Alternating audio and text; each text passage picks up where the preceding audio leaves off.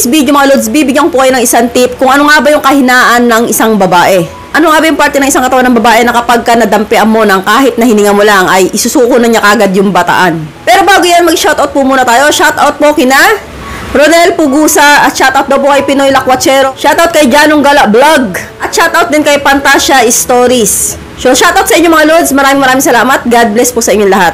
So alam niyo ba lods na may isang parte ng katawan ng isang babae na kapag ka nadampian nyo kahit hininga nyo lang, talagang malilibugan ng isang babae at posible pong bumigay sa inyo na magpa-jerjer. Kaya po kapag po itong parte na ito ng kanyang katawan ay napuntahan mo nang hindi sinasadya, hindi mo alam na ito pala yung kahinaan namin mga babae, makakaramdam ko ng libog yan.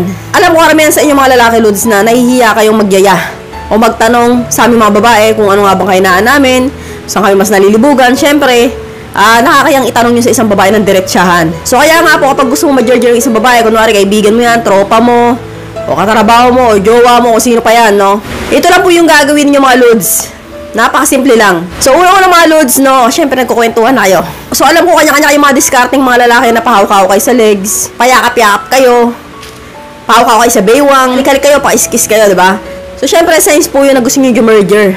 At may mga babae lods na mahina po make up kung ano nga bang gusto mong mangyari.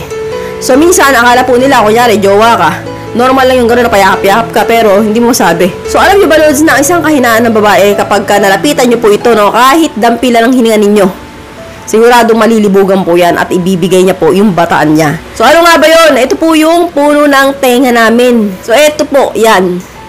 So subukan niyo po lods na kausapin ng isang babae, no, yung malapitan. Yung talagang halos sa magkakamuhi na kayo ng hininga. Siyempre kapag gusto mo mag-jerjer ng isang babae, kunyari tropa mo yan, kailangan mo talagang lumapit, kailangan mo paramdam. So ang gagawin niyo po lods ay pupesto po kayo sa gilid niya dito. So mas maganda kung nakatali yung buhok na ganon. Yan. So tapos ilalapit niyo po yung bunganga ninyo sa malapit sa puno ng tenga niya dito. Kapag po naramdaman ng babae yung hininga ninyo sa puno ng tenga namin, mainit-init yung hininga ninyo, no, syempre. So nakakaramdam po kami ng kiliti.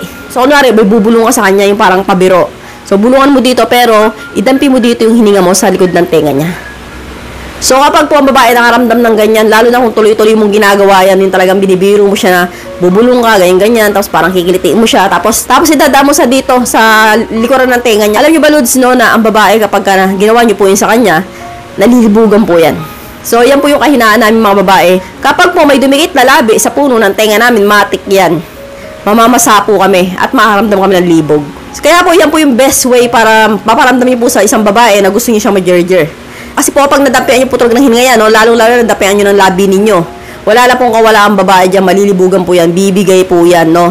Kahit ako yan ang kahinaan ko kapag nadampian yung ganyan puno ng tenga ko, no.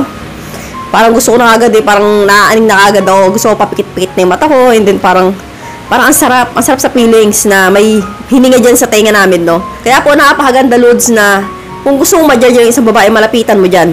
So yan nga po yung isang kahinaan ng babae. Hanggang dito na lang po tayo. I hope you learned something in this video. More videos to come. So stay connected and see you again to my next video. God bless. Bye-bye!